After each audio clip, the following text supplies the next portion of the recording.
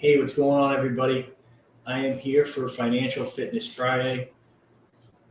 My co-host Dave, unfortunately, had some technical issues, and sometimes you just got to roll with the punches. So I want to go into something that's really important, especially in these types of environments, right? And it's figuring out, like we always talk about being financially responsible. Well, how do you know what debt to pay off and when to pay it off? And the reason this came up is because I was speaking to a good friend of mine, and that friend said that one of his friends started making a lot of money, paid off his mortgage, which was probably about 200,000 out of the blue. And here's why that is a terrible idea. Okay, just conceptually, that mortgage was probably at 3% and it's fixed. So he could make way more money with that 200,000 than 3%, and he loses that write-off if he pays off a mortgage at 3% because you can write off the interest. That's a big financial mistake. So here's what I want you to do. When you're in a position to pay off debt, and you always should be looking to pay off debt, you want to pay off debt that isn't serving you and is at the highest interest rates. All right. So what I mean by that, typically it's going to be credit cards. Right. I would pay down the credit cards first, because credit cards will compound. That interest will compound, and it will cost you a lot more over the course of time, especially if you're just making the minimum payments. Right. Then the next thing you should do is pay off any type of debt that isn't serving you, any type of debt that doesn't produce a return on investment. Right. So what I mean by that, if you own a business, you obviously don't want to pay down your equipment loans, right? You should pay off things that have that is no longer serving you or it's not producing a return. That could be a line of credit. It could be an SBA loan. It could be anything that is not attached to what you're using and what's bringing in money for you. Okay. So I would say when you're looking to pay off debt, you want to start with credit cards. Get those paid off. Then you want to pay down anything that might be on a variable rate. And you want to pay down things that are on a variable rate because you don't know where that is going to end up. You know, it could get lower, which I think it will because the economy is softening. Or if inflation starts creeping way back up, and by the way, I do think that towards the end of this year into next year, it's going to.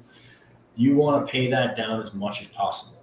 The other thing I would tell you is you definitely want to pay down anything that is interest only. Okay, so if you have a line of credit that's interest only, those interest only lines of credit can absolutely be deceiving, because if you're paying payments that are interest only, you're never paying down the principal. So in order for you to get ahead and to get rid of that debt, I would never wait for that to balloon. I would always pay those down first. And a lot of times you see that in business. That's why I would take a higher rate that is a principal and interest line of credit above an interest only line of credit. The interest only line of credit will have a lower payment.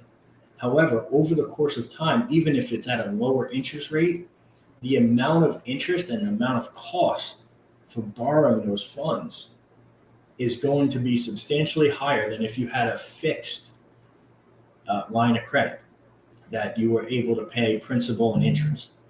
Okay, so let's start at the top. I would do credit cards. I would do interest only line of credit. I would do anything that's variable, and then I would pay down a fixed rate line of credit. A lot of people always ask, where do student loans come in? Okay, I would tell you that student loans, depending on where the rate is, if the rate's super low, pay those down less. If the rate's very high, pay those down, right behind credit cards. What's going to impact your credit and your ability to borrow is always going to be the credit cards first, as long as you're making the minimum payments on everything. But this is a good way to understand how to attack any type of debt that you have. The other thing that you should always consider when you're going to do something like this is, let's just say you have come into $100,000 of money, right? what returns can you get versus what is the return on some of that debt? What is the interest rate or the cost of some of that debt? And the reason I'm saying this is if you can make more money than the debt is going to cost by investing that, you should invest it versus paying down certain debt. Again, credit cards, I was always square up at the end of the month.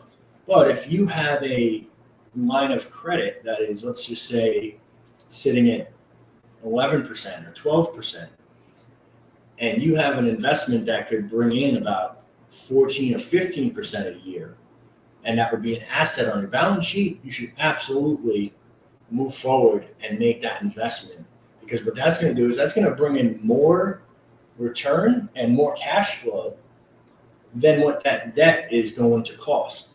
Okay, and then you can use that income to pay down that debt quicker. All right, I hope that makes sense. I just want to make sure I come on here. This is something that we could talk about for a very, very long time, and it's something that really makes a difference in people's lives, is how you manage debt, how you pay it off, and how it impacts your credit. But just remember, credit cards first, then you want to look towards, hey, what's next? Is it the interest-only line of credit? Is it a fixed line of credit?